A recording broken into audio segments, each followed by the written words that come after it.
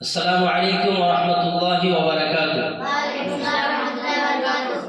الحمد لله وكفى وسلام على عباده الذين اصطفى أما بعد فأعوذ بالله من الشيطان الرجيم بسم الله الرحمن الرحيم وقضى ربك ألا تعبد إلا إياه وبالوالدين إحسانا إما يبلغن عندك الكبر أحدهما أو كلاهما فلا تقل لهما أف ولا تنهرهما وقل لهما قولا كريما واخفض لهما جناح الذل من الرحمة وقل رب ارحمهما كما ربياني صغيرا. قال النبي صلى الله عليه وسلم رضا ربي في رضا الوالد وسخط ربي في سخط الوالد أو كما قال عليه الصلاة والسلام. صدق الله مولانا العظيم وصدق رسوله النبي الكريم ونحن على ذلك لمن الشاهدين والشاكرين والحمد لله رب العالمين. আজকে আপনাদের সম্মুখে আলোচনা করব মা বাপ সম্পর্কে, পিতা মাতার সম্পর্কে আলোচনা করব। আল্লাহ তাআলা সূরা বনী ইসরাঈল মধ্যে বলেন ওয়া কাদা রাব্বুকা আল্লা তা'বুদু ইল্লা ইয়াহু, তোমরা প্রথমত তো আমার নির্দেশকে মেনে নাও, প্রথমত আমার নির্দেশকে তোমরা মেনে নাও, আমার হুকুমকে মেনে নাও। তাহলে প্রথম কাজ হচ্ছে আল্লাহর হুকুমকে মানা, আল্লাহর আদেশকে মানা, আল্লাহর দাসত্ব করা, আল্লাহর ইবাদত করা প্রথম কাজ। যেটা আল্লাহ তাআলা বলেন ইন্নানি আল্লাহ লা ইলাহা ইল্লা আনা ফা'বুদুনি, অবশ্যই আমি আল্লাহ, আমার ছাড়া কোনো ইলাহ নেই, কোনো মাবুদ নেই, ফা'বুদুনি, অতএব আমারই ইবাদত করো, আমারই দাসত্ব করো, আমারই উপাসনা করো। প্রথমত আল্লাহ বলছে আমার নির্দেশকে মেনে নাও। তারপরে দ্বিতীয় হুকুম কার ওয়া বিল ওয়ালিদাইনি ইহসানা, মা বাপের সঙ্গে ভালো ব্যবহার করো। আল্লাহ তাআলা কোরআনে কারীমের মধ্যে বিভিন্ন জায়গায় বলেন ওয়া বিল ওয়ালিদাইনি ইহসানা, ওয়া বিল ওয়ালিদাইনি ইহসানা, ওয়া বিল ওয়ালিদাইনি ইহসানা, মা বাপের সঙ্গে ভালো ব্যবহার করো, মা বাপের সঙ্গে ভালো আচরণ করো, মা বাপের সঙ্গে ভালো ব্যবহার করো। কারণ মা বাপ হচ্ছে এত বড় সম্পদ, আমরা দুনিয়াতে যে এসেছি মা বাপের মাধ্যমে এসেছি।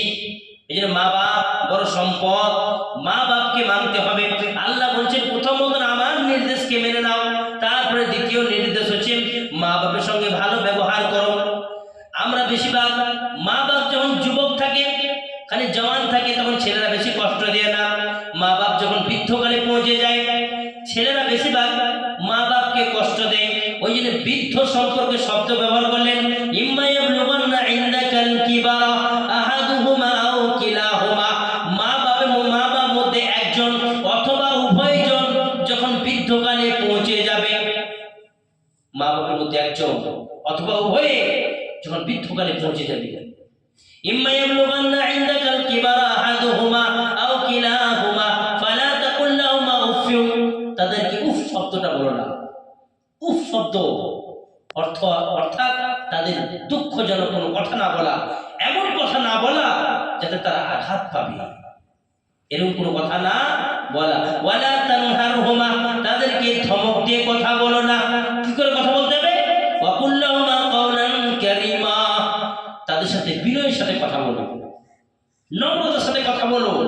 ওয়াখফিজ লাহুমা জানাহা যুল্লি মিনার রাহমাতি, দয়ার বাজু তাদের জন্য বিছিয়ে দাও এবং তাদের জন্য দোয়া করো। চাই মা বাপ জীবিত থাক, চাই মা বাপ মারা যাক, আপনারা সকলেই দোয়া করবেন রব্বিরহামহুমা কামা রব্বায়ানি সগীরা। হে আমার পরওয়ারদিগার, হে আমার মালিক, হে আমার মুনিব, এই মা বাপরা আমাদেরকে যেরকম শিশুকালে যেরকম আমাদের প্রতি দয়া করেছিল, অনুরূপ ভাবে ওই রকম আল্লাহ ইনাদের প্রতি দয়া করো। শিশুকালে মা বাপ কত কষ্ট করে আমাদেরকে মানুষ করেছে, কত দয়া তাদের ছিল, সেরকম আল্লাহ আজকেও তাদের ওইরকম অনুরূপ ভাবে দয়া করো আল্লাহ। এই দোয়াটা সবাই ইয়াদ করবেন, আর সবাই ইনশাআল্লাহ প্রত্যেক ফরজ নামাজের পর করবেন রব্বিরহামহুমা কামা রব্বায়ানি সগীরা। মা বাপ বড় সম্পদ। রাসূল আকরাম সাল্লাল্লাহু আলাইহি ওয়াসাল্লাম মা বাপ সম্পর্কে বলেন হুমা জান্নাতুকা ওয়া নারুকা, মা বাপ এই দুজন জান্নাত অথবা এনারা দুজনা জাহান্নাম। এই মা বাপই হচ্ছে তোমাদের জন্য জান্নাত অথবা এই মা বাপই হচ্ছে তোমাদের জন্য জাহান্নাম। সাহাবায়ে কেরামরা জিজ্ঞাসা করলেন, ইয়া রাসূলুল্লাহ, ইয়া হাবিবাল্লাহ, আমরা বুঝতে পারলাম না এই হাদিসটা কি অর্থ, কি একটু বলে দেন। বললেন, যারা মা বাপের ইতাআত করবে, মা বাপের কথা অনুযায়ী চলবে, মা বাপকে অনুসরণ করবে, মা বাপকে যারা মানবে তারা জান্নাতের অধিকারী। যারা মা বাপের নাফরমান হবে, মা বাপের কথা অনুযায়ী চলবে না, মা বাপকে মানবে না, মা বাপকে কষ্ট দিবে, তারা হয়ে যাবে জাহান্নামী। তাই এরা দুজনে হচ্ছে জান্নাত অথবা এরা দুজনেই জাহান্নাম। ওই জন্য আমার প্রিয় ভাই সকল, আমরা মা বাপের ইতাআত করব, মা বাপের কথা অনুযায়ী চলবো, মা বাপকে মানবো, এরা হচ্ছে জান্নাতি। প্রিয় ভাই সকল, রাসূল আকরাম সাল্লাল্লাহু আলাইহি সাল্লাম বলেন, রিজাল রাব্বি ফি রিজাল ওয়ালিদি ওয়া সাকাত রাব্বি ফি সাকাতিল ওয়ালিদি। আল্লাহ তাআলার সন্তুষ্টি থাকবে যখন মা বাপ সন্তুষ্টি থাকবেন, মা বাপের সন্তুষ্টিতে আল্লাহর সন্তুষ্টি। মা বাপ রাজি তো আল্লাহ রাজি। মা বাপ যদি অসন্তুষ্ট থাকে আল্লাহ অসন্তুষ্ট থাকবেন। মা বাপ যদি নারাজ থাকেন আল্লাহ নারাজ থাকবেন। ওই জন্য মা বাপকে খুশি রাখুন, তাহলে আল্লাহ ইনশাআল্লাহ আল্লাহ খুশি থাকবেন। আল্লাহকে পেতে গেলে মা বাপের ইবাদত করো, মা বাপের কথা অনুযায়ী চলো, মা বাপকে মানুন।